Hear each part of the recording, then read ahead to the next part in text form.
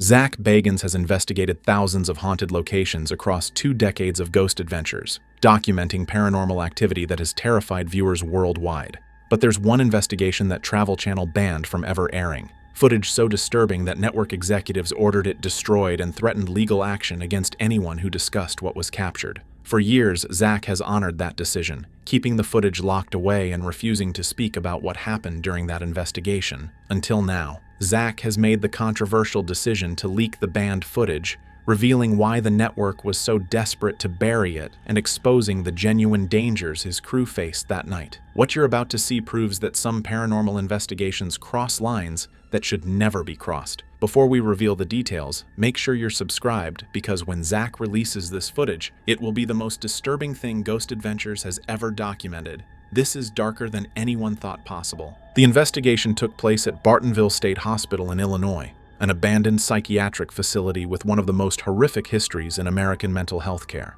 Operating from 1902 until its closure in 1973, Bartonville wasn't just a hospital, it was a warehouse for society's unwanted where thousands of patients suffered unimaginable abuse, illegal experiments, and deaths that were never properly investigated or even documented. During its 71 years of operation, the facility housed over 15,000 patients, many committed against their will by families who wanted them hidden away, or by courts that deemed them too problematic for society. Treatment methods included brutal lobotomies performed without proper anesthesia, electroshock therapy cranked to dangerous levels as punishment rather than treatment, and experimental drugs tested on patients who couldn't consent. The mortality rate was staggering, with over 3,000 documented deaths on the property, though historians believe the real number was significantly higher as many deaths went unrecorded in official documents. Mass graves discovered on the property in later years contained bodies that were never properly identified or claimed by families. When Zak first proposed investigating Bartonville for Ghost Adventures, he faced unprecedented resistance from multiple sources. Local authorities who controlled access to the property initially refused filming permits, citing safety concerns about the condemned structures and liability issues. But Zak suspected the real reason was the location's dark reputation among paranormal investigators who'd attempted previous explorations. 3 different investigation teams had abandoned their efforts at Bartonville after experiencing what they described as overwhelming malevolent energy and physical attacks that left crew members injured. One team's lead investigator suffered a complete psychological breakdown during their investigation and was hospitalized for weeks afterward, never returning to paranormal research. Demonologists and occult researchers familiar with Bartonville's history warned Zak privately that the location wasn't just haunted, it was infested with something genuinely evil that had been strengthened by decades of human suffering, death, and despair concentrated in one place. They argued that investigating Bartonville was reckless and dangerous, potentially opening doorways to things that should remain undisturbed. Zak dismissed these warnings as superstition and exaggeration from people afraid of genuine paranormal investigation. He'd investigated hundreds of locations, including places with violent histories, and while he'd had intense experiences, nothing had ever truly harmed him or his crew permanently. Bartonville would prove him catastrophically wrong. The footage captured at Bartonville during that investigation went far beyond typical Ghost Adventures content featuring shadows, voices, and equipment malfunctions. What Zak's crew documented was so extraordinary and disturbing that it fundamentally challenged the boundaries between investigating paranormal phenomena and documenting something genuinely dangerous and potentially harmful to viewers. Multiple cameras positioned throughout different wings of the asylum captured what appeared to be full-bodied apparitions moving through corridors and rooms. These weren't brief shadowy glimpses or questionable orbs that could be dismissed as dust or insects. They were clearly visible human forms that appeared solid and three-dimensional, moving with purpose and occasionally stopping to stare directly at cameras as if aware they were being watched. The footage showed these figures opening doors, moving objects, and in one disturbing sequence, what appeared to be a female apparition repeatedly slamming her head against a wall in the electroshock therapy wing. All of this was captured simultaneously on 3 different camera angles, eliminating the possibility of equipment malfunction or single-camera anomalies.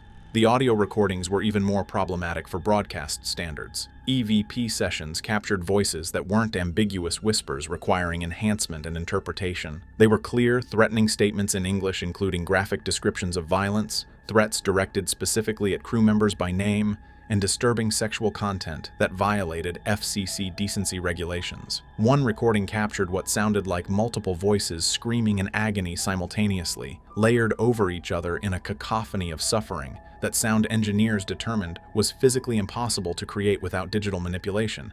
Yet the recording was verified as authentic, with no evidence of tampering. The most disturbing footage came from body cameras worn by crew members. The video showed physical attacks, crew members being shoved, scratched, and in one case, violently thrown against a wall by invisible forces. These weren't subtle touches or light pushes that could be dismissed as balance loss or psychological suggestion. The footage clearly showed a camera operator being lifted off his feet and thrown backwards several feet, landing hard enough to require immediate medical attention. His injuries, including broken ribs and severe bruising, were documented by hospital records, providing physical evidence that something had caused real harm during the investigation. The immediate aftermath of the Bartonville investigation revealed a pattern of trauma and injury among the crew that went far beyond typical post-investigation exhaustion. Within hours of leaving the location, multiple crew members experienced severe physical symptoms, including violent nausea, unexplained bleeding from nose and ears, and splitting headaches that felt, according to their descriptions, like something was trying to get inside their heads. 3 crew members were taken directly from the location to a nearby emergency room where doctors struggled to explain symptoms that didn't match any known illness or injury. Blood tests, CT scans, and other diagnostics showed nothing abnormal, yet the patients clearly suffered from something causing genuine physical distress. One camera operator developed temporary blindness in his left eye that lasted for 3 days with no medical explanation before suddenly resolving completely. The psychological impact was even more severe and long-lasting. Billy Tolley,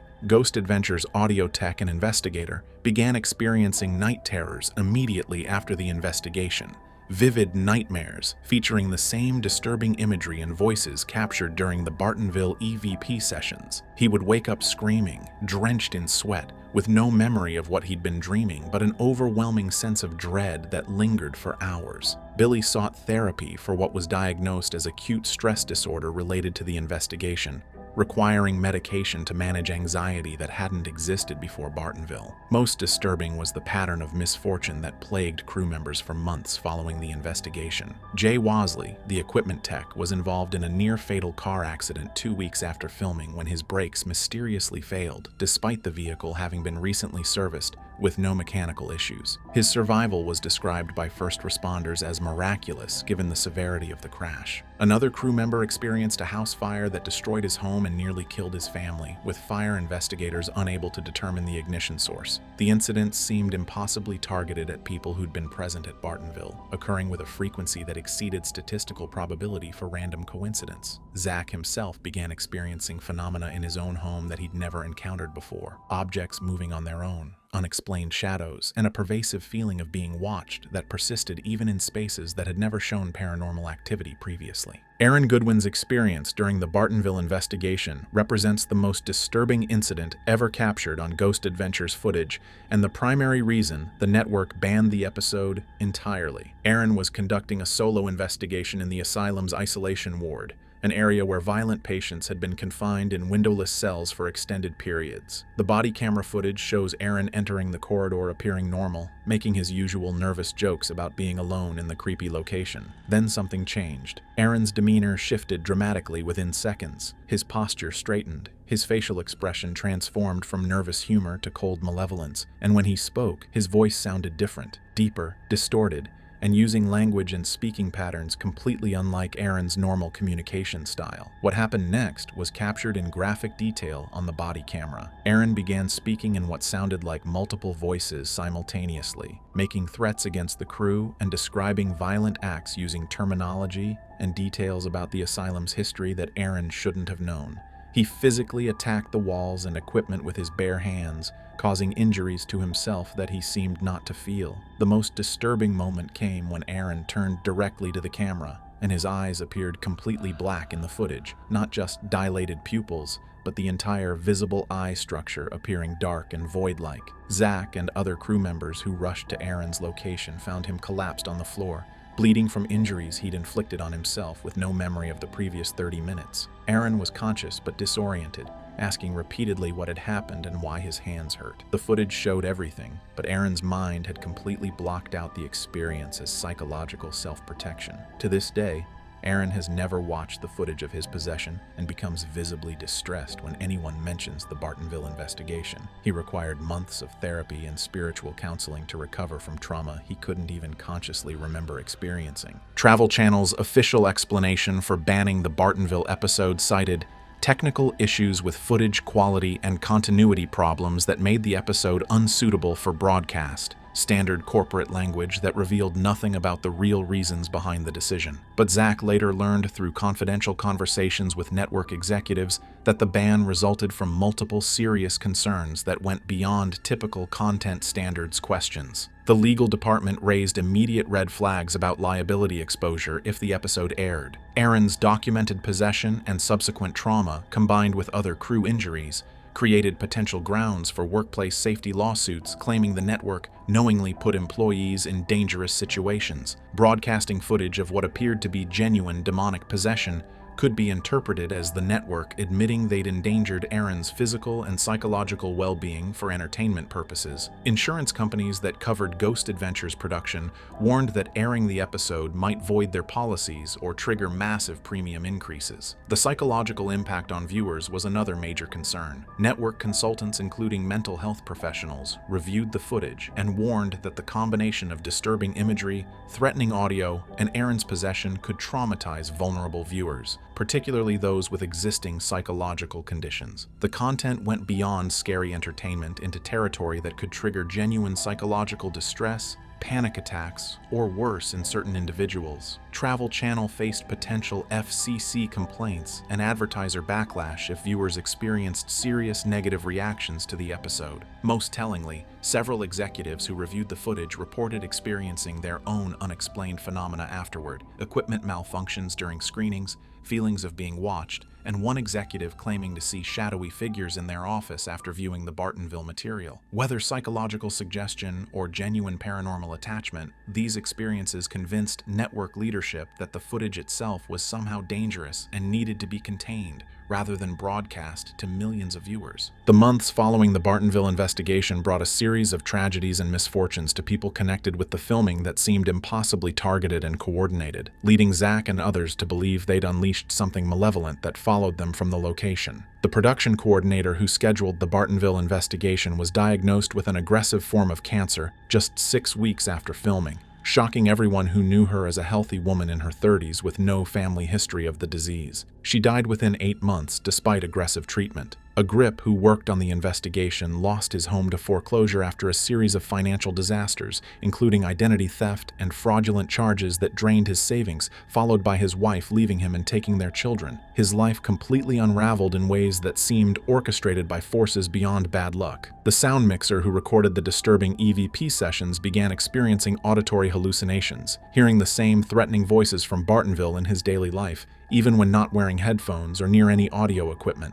Psychiatric evaluation found no underlying mental illness, yet the hallucinations persisted, eventually forcing him to leave audio work entirely because he could no longer trust what he was hearing. Most tragic was the death of a security guard who'd provided access to Bartonville and accompanied the crew during setup. He died in his sleep 3 months after the investigation from what the coroner ruled as sudden cardiac arrest, despite having no history of heart problems and being only 42 years old. His family reported that he'd been experiencing terrible nightmares and complained of feeling watched in his own home ever since allowing Ghost Adventures into the asylum. Zak meticulously documented each incident, recognizing a pattern that extended beyond coincidence into something that suggested intentional targeting by whatever they'd encountered at Bartonville.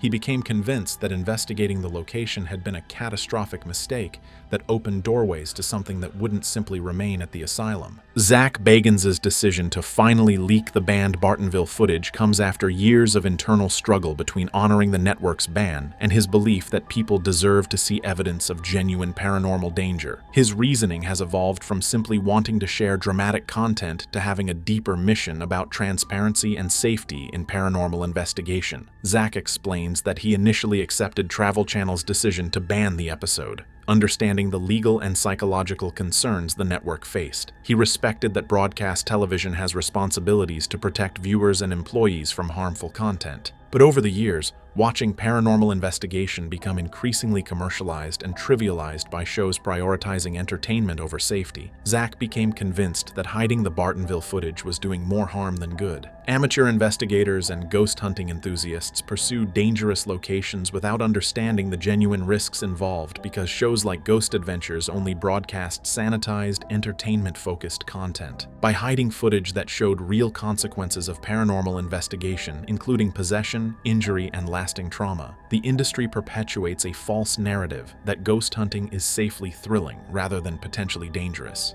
Zak wants the leaked footage to serve as a warning and educational tool showing what can happen when investigators encounter something genuinely malevolent rather than just residual hauntings or benign spirits. His legal team has advised him that enough time has passed since the original filming that Travel Channel's ability to enforce the ban may be limited, though Zak acknowledges he's likely facing lawsuits and potential career consequences for violating the agreement. He's prepared to accept those consequences because he believes his responsibility to the paranormal investigation community outweighs his obligations to a network that prioritized corporate liability over truth. Zak also admits a personal motivation. He wants validation that what happened at Bartonville was real and documented, not dismissed as exaggeration or fabrication by skeptics who weren't there. Before the Bartonville investigation, Zak received explicit warnings from some of the most experienced and respected figures in paranormal research, all of whom he dismissed as overcautious or jealous of Ghost Adventures' success.